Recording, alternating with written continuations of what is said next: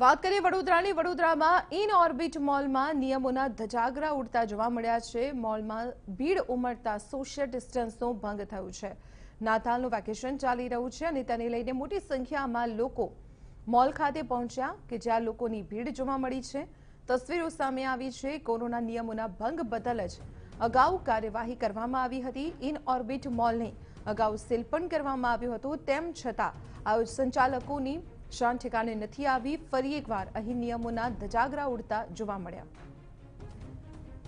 Phone line પર જોડાયા છે સંવાદદાતા યુનુસ ગાઝી। યુનુસ, પહેલા એકવાર આ મોલ્સના સંચાલકો સામે કાર્યવાહી કરાઈ હતી, તેમ છતાં હજુ શાન ઠેકાણે નથી આવી। ફરી એકવાર નિયમોનો ભંગ થતો જોવા મળ્યો।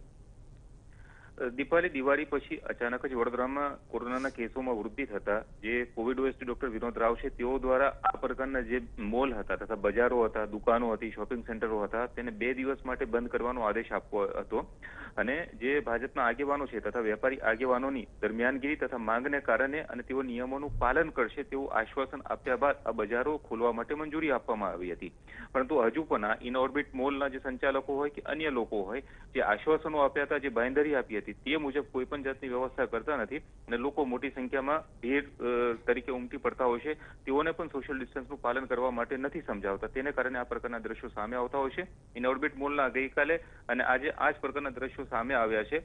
તંત્રની સામે આ દ્રશ્યો હોવા છતાં પણ તંત્ર દ્વારા હજુ આ મોલના સંચાલકો સામે કોઈ કાર્યવાહી કરવામાં નથી આવી। પરંતુ જોવાનું એ છે કે ઇન ઓર્બિટ મોલના સંચાલકો, અન્ય મોલના સંચાલકો નાતાલને કારણે જે લોકો ભીડભાડ કરીને ઉમટી રહ્યા છે તેઓની સામે શું પગલાં લે છે, શું વ્યવસ્થા કરે છે। કારણ કે જો આ જ પ્રકારની ભીડ તહેવારોમાં રહેશે તો પછી ફરી એકવાર દિવાળીની માફક જ કોરોનાના કેસોમાં વધશે તેવી શક્યતાઓ રહેલી છે અને આશંકા પણ છે। આભાર માહિતી આપવા બદલ। તો આપણે જણાવી દઈએ વડોદરાના ઇન ઓર્બિટ મોલની આ તસવીરો છે કે જ્યાં કોરોના કહેર વચ્ચે નિયમોના ધજાગરા ઉડતા જોવા મળી રહ્યા છે। તંત્ર દ્વારા આ તસવીરો સામે આવ્યા બાદ પણ કોઈ કાર્યવાહી કરવામાં નથી આવી રહી।